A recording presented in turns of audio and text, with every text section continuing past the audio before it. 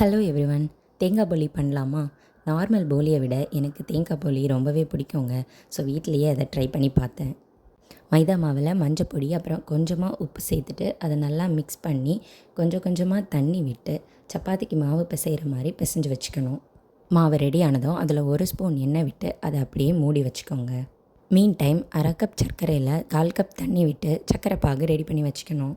பாகு ரெடி ஆனதும் அதில் துருவின தேங்காய் போட்டு நல்லா மிக்ஸ் பண்ணி எடுத்துக்கோங்க. சப்போஸ் சர்க்கரை பாகில் தூசு இருக்க வாய்ப்பு இருக்குது, அதனால் நான் லைட்டாக அதை அரிச்சு எடுத்துக்கிட்டேன். சர்க்கரை தேங்காய் ரெடியானதுக்கப்புறமா நம்ம பிசைஞ்சு வச்சுருக்கிற மாவை எடுத்து பூரி மாதிரி உருட்டிக்கிட்டு அதோட நடுவில் இந்த தேங்காவை கொஞ்சமாக வச்சு திரும்பவும் அதை ஃபோல்ட் பண்ணி அகெயின் பூரி ஷேப்புக்கு உருட்டி எடுத்துக்கணும். தோசைகள் சூடானதும் 1 ஸ்பூன் நெய் விட்டு அதில் இந்த போலியை போட்டுட்டு 2 பக்கமும் நல்லா வேக வச்சு எடுத்துக்கோங்க.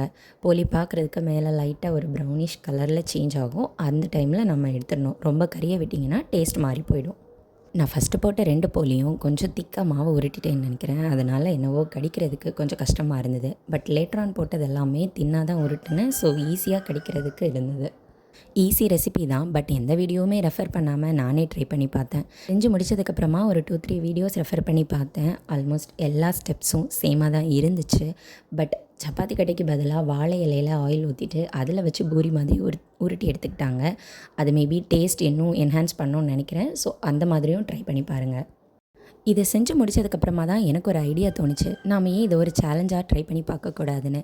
ரொம்ப பெரிய சேலஞ்செல்லாம் இல்லைங்க. நீங்கள் உங்களுக்கு பிடிச்ச டிஷ் ஆர் நான் ட்ரை பண்ணணும்னு நினைக்கிற டிஷ்ஷை கமெண்ட்ஸில் சொல்லுங்கள். நான் அதை எந்த வீடியோவும் ரெஃபர் பண்ணாமல் என்னோடய ஓன் ரெசிபியில் ட்ரை பண்ணி பார்த்துட்டு எப்படி இருக்குன்னு சொல்கிறேன். இந்த ஐடியா உங்களுக்கு பிடிச்சிருந்தனா டிஷ் கமெண்ட் பண்ண ஸ்டார்ட் பண்ணுங்கள். அண்ட் மறக்காமல் வீடியோவை லைக் பண்ணுங்கள்.